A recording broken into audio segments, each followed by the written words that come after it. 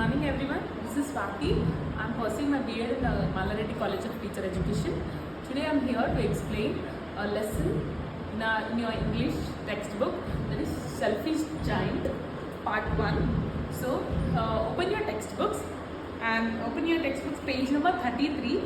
So here is the lesson. So we are doing the reading A. Today we are going to do reading A. So children, keep your finger on the first line. Wherever I read, keep the line on that so that you will get the correct pronunciation. The old giant and the giant refer to the same character. The giant is a selfish character, whereas the old giant is a strange and kind character. So here children, so this story refers to the old giant and the giant. So both are one only, but they are structuring him as two characters. So the old giant is one, he is a selfish man, and at the end of the story you will know that the new giant is a kind character. So this line tells about that one. Now moving on to the next line, an old giant addresses the audience directly. The action plays out behind him as he describes it. So now move your finger on to this.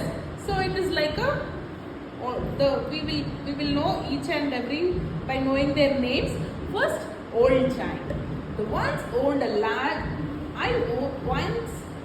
large, lovely garden with soft green grass. Here and there, over the grass stood beautiful flowers like stars, and there were 12 peach trees that in the springtime broke out into the delicate blossoms of pink and pearl, and in the autumn bore rich fruit.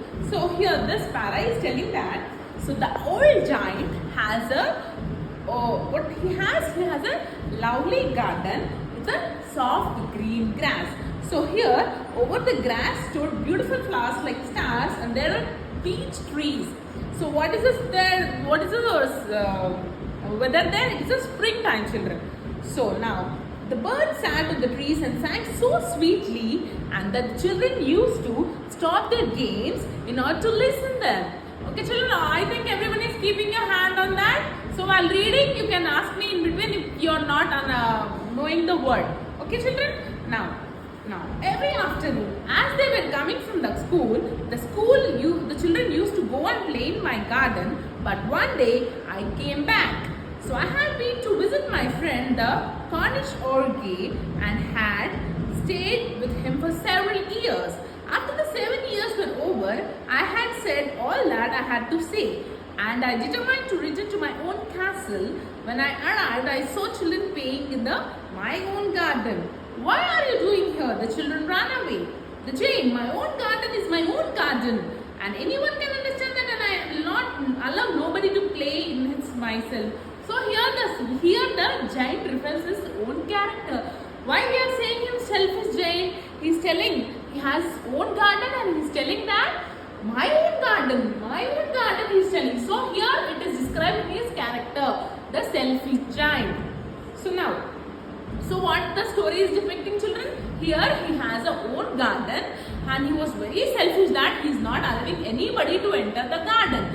So we can tell that in the story, this giant, so here you can see in the picture, so this giant is moving all the children from their place. So what is the story is all about is here, in a brief summary, I could tell you that he owns a little garden, and he is very special, he sees very special the garden, and he will not allow any child to enter the garden. And he will be worried about the garden every time, and he will not allow anyone to touch a single leaf on the garden.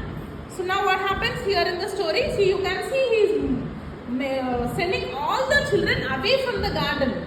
So and he finally built a big what you call wall around the garden, that no one should enter in the garden. So this is all the story about the selfish giant part 1. Thank you.